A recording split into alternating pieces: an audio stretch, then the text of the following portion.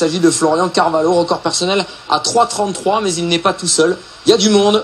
Suleiman, Makloufi, Kiplagat, Kiprop, c'est du lourd. Très très bon choix pour Florian que de faire sa rentrée ici à Rome. Une piste quand même qui a vu 2 records du monde tomber, et sur 1500 mètres et l'année d'après sur mile. Hicham, on s'en rappelle, Hicham El Guerrouj, exactement.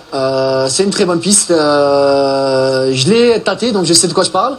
Super piste. Ce qui est un petit peu frustrant pour tout le monde, c'est qu'on est dans une très très grande enceinte. Ça résonne un petit peu, pas trop de public. Enfin, beaucoup de public, mais beaucoup de sièges vides. C'est dommage parce qu'on avait vu un stade un peu plus rempli l'année dernière. Je vous poserai la question, hein, mais c'est vrai que la défection d'un Usain Bolt joue énormément. En tout cas, au-delà de la perte de Florian qu'on va suivre attentivement, il y a surtout un Kiprop qui est revanchard après sa défaite de Eugene, qui aura envie de se racheter et de remonter sur les tablettes à la place qui est la sienne. Le voilà, Florian Carvalho, avec son maillot bleu. Il y a du monde, hein. Mahazouzi. On va commencer à découvrir les favoris chez Boy, mais surtout Anaïlé Suleiman, Taoufik Makloufi, le champion olympique, Abdelatif Iguider, Kiplagat, on l'a aperçu, et puis le taulier, hein, Mehdi, Asbel Kiprop, champion olympique à Pékin et champion du monde de la distance. Ouais, alors on le disait, c'est une piste qui a vu tomber le record du monde du 1500 mètres. Pourquoi pas aujourd'hui s'en rapprocher? On sait que Kiprop est capable de le faire. Alors il aura il y a du lourd, hein, avec Suleiman, effectivement. Renaud, je vous vois frémir, mais Suleiman ira sur une victoire. J'ai une question. Il m'a impressionné à Eugene, hein, ayant les Suleiman, et puis les infos qu'on a sur ses entraînements sont impressionnantes également.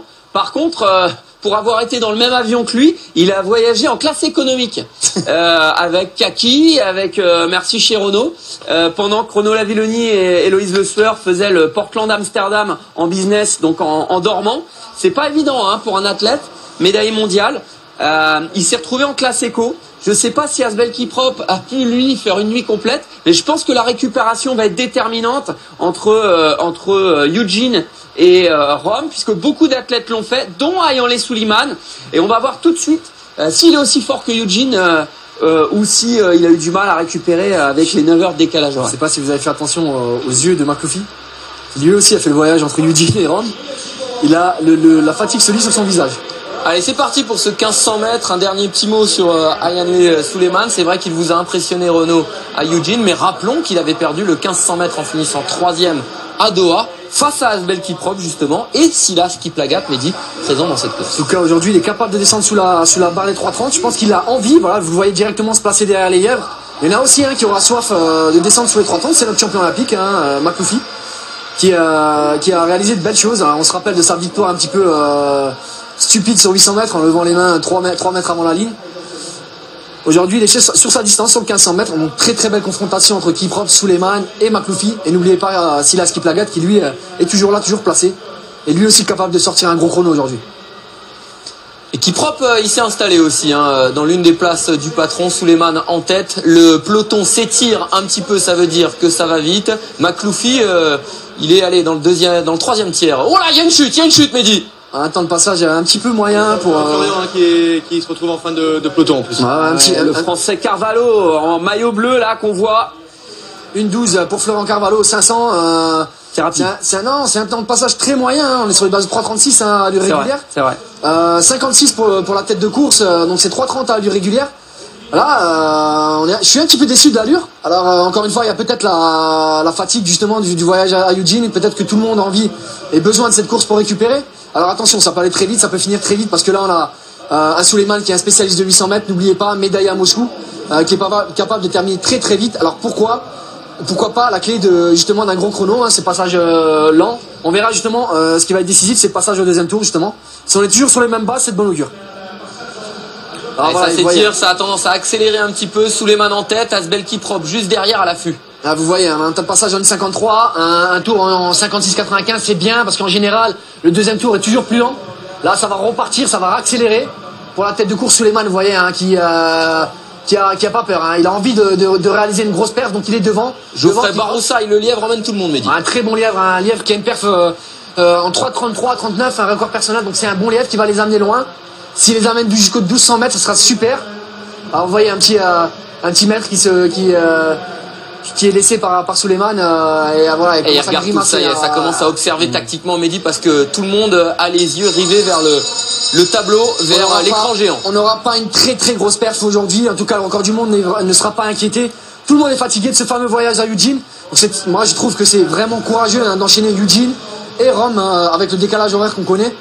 Et en tout cas, vous voyez, Souleymane. L'explication est lancée. Souleymane, Kiprop, Kiplagat. Regardez, ça revient aussi à l'extérieur. En tout cas, de Kiprop, toujours magnifique dans son placement. Silas, toujours là. Guider aussi, idéalement placé. Guider, ouais. Amanouot fait l'extérieur. Souleymane, vous voyez, il tire sur les bras. Makloufi a disparu, Mehdi. Il commence à donner des coups de tête. Makloufi est loin aujourd'hui, pas récupéré lui visiblement. Souleymane qui fait la course en tête depuis le début. Va-t-il la garder dans la dernière ligne droite? Asbel Kiprop qui est en train de fournir son effort pour essayer de revenir. Silas Kiplagat résiste. Oh, il est fort Souleymane. Il est fort, mais Kiplagat l'attaque. Kiplagat revient. Silas Kiplagat pour la victoire. Superbe victoire de Silas Kiplagat. Ils ont grignoté le chrono, Mehdi, parce qu'ils vont passer en 3:30:45. Ouais, super finish à 55 au dernier tour. Mais je vous ai dit aujourd'hui, c'était une course où c'est dingue, parce qu'aujourd'hui ils s'observent en 3:30. C'est assez hallucinant. C'est vrai que le 1500 a passé un cap. On a énormément de monde à ces allures. Encore un gros meeting, encore une grosse densité sur ce meeting de Rome, en tout cas sur 1500 mètres.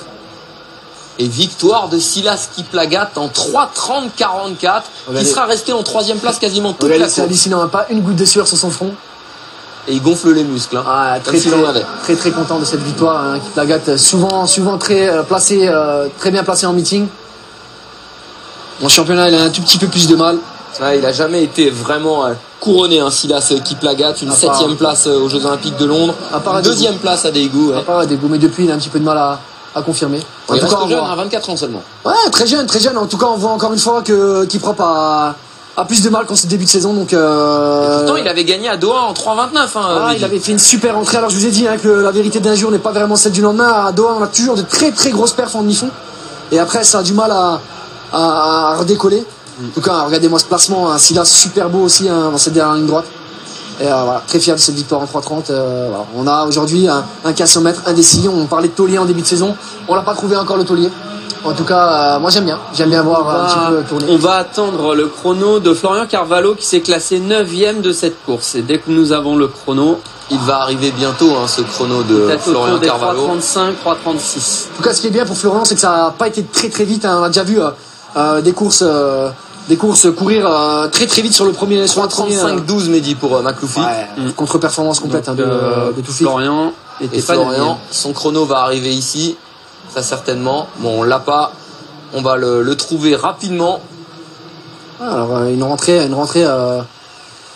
compliquée pour Florian Carvalho. Alors première course, faut pas l'oublier, on aura l'occasion de suivre.